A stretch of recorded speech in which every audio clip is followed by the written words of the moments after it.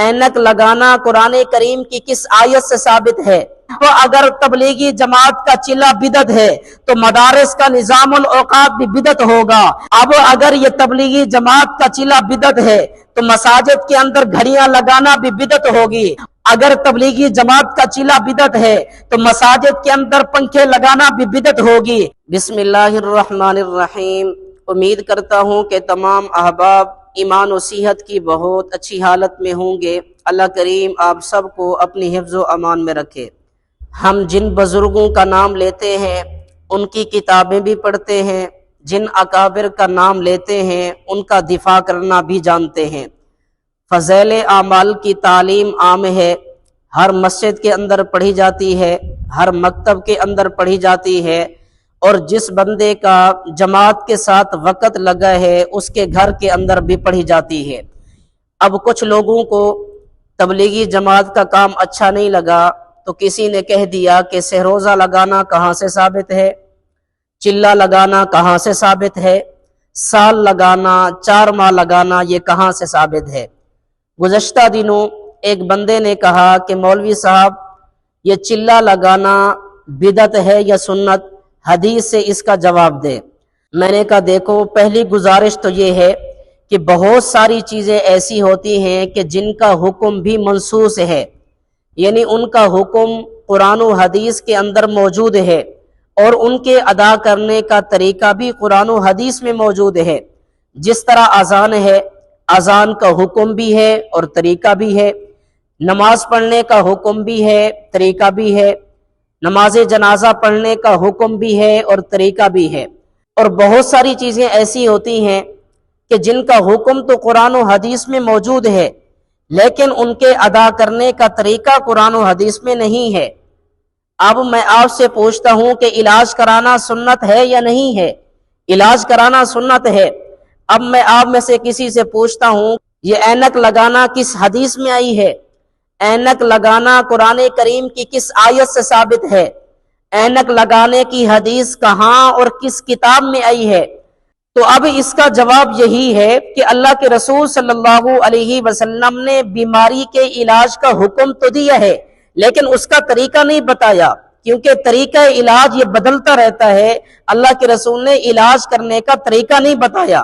اب کوئی مریض کسی ڈاکٹر کے پاس جاتا ہے، اب ڈاکٹر اس مریض سے کہتا ہے کہ آپ نے روزانہ 100 بیٹھک اور 10 ڈنڈ نکالنے ہیں۔ اب مریض کہے کہ بابا پہلے مجھے یہ قرآن سے دکھاؤ، حدیث سے دکھاؤ، تو ڈاکٹر کہے گا کہ بابا قرآن و حدیث میں تو کہیں نہیں ہے، یعنی علاج کا حکم تو قرآن و حدیث میں ہے لیکن اس کا طریقہ کسی حدیث میں نہیں ہے۔ اب یہ جو مدارس کے اندر گھنٹیاں بجتی ہیں، پیریڈ لگتے ہیں، یہ جو مدارس کے اندر باقاعدگی کے ساتھ نظام ہے، یہ نظام الاوقات کسی حدیث میں نہیں ہے۔ قرآن پڑھنے کا حکم تو آیا، دین اسلام کو سمجھنے کا آرڈر تو آیا لیکن اس کا طریقہ نہیں ہے۔ اب یہ جو ہر مدرسے کے اندر شعبہ حفظ ہوتا ہے، اس شعبہ حفظ کے اندر چھوٹے چھوٹے بچوں کو سب سے پہلے نورانی قاعدہ پڑھاتے ہیں، جوڑ سکھاتے ہیں۔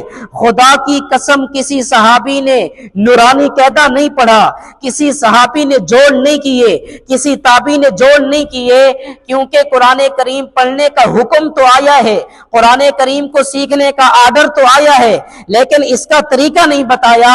اب طریقہ ایجاد کیا علماء کرام نے، قرائے کرام نے، کہ اگر چھوٹے بچے کو نورانی قاعدہ پڑھایا جائے، اس کو جوڑ سکھائے جائے تو یہ بہت جلد قرآن کریم کو سیکھ لے گا۔ قرآن کریم کو سیکھنا، قرآن کریم کا پڑھنا اس کے لیے آسان ہو جائے گا، تو اس کے لیے سہولت پیدا کی گئی ہے۔ اب لوگوں کو بدعت کی تعریف آتی نہیں ہے اور اعتراض کر دیتے ہیں تبلیغی جماعت پر۔ استغفر اللہ۔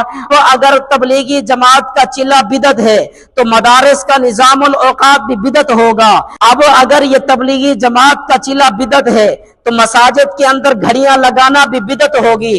اگر تبلیغی جماعت کا چلہ بدعت ہے تو مساجد کے اندر پنکھے لگانا بھی بدعت ہوگی۔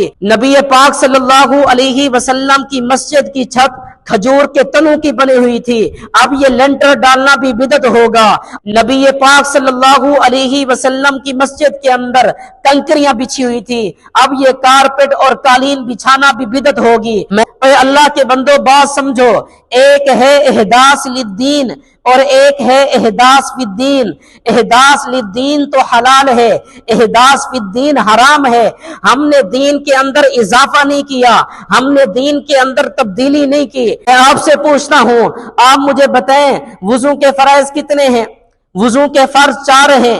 नबी पाक सल्लल्लाहु अलैहि वसल्लम के जमाना में वुजू के फर्ज 4 थे और कयामत तक 4 ही रहेंगे।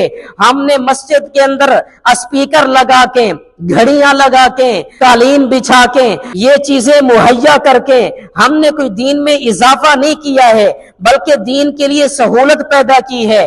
अब कुरान और हदीस के अंदर दीनी मसाइल को समझने का हुक्म है, अहकाम शरीयत को समझने का हुक्म है, तो बुजुर्गों ने उसकी तरतीब ये बनाई है। बंदा 3 दिन लगाए, चिल्ला लगाए, 4 माह लगाए, साल लगाए, तो ये तरतीब ऐसी है कि इसके लिए दीन इस्लाम को समझना आसान हो जाएगा, अहकाम शरीयत के जरूरी मसाइल को समझना आसान हो जाएगा। हमने ये चीजें ईजाद करके कोई दीन के अंदर इजाफा नहीं किया है, बल्कि दीन के लिए सहूलतें पैदा की हैं। दुआ है कि अल्लाह रब्बुल इज्जत मुझे और आपको दीन इस्लाम समझने की तौफीक नसीब फरमाए, तबलीगी जमात को दिन दुगनी रात चुगनी तरक्कियां अता फरमाए, हासिदीन और शरीर लोगों से महफूज फरमाए। व आखिरु दावाना अनिल हम्दुलिल्लाहि रब्बिल आलमीन।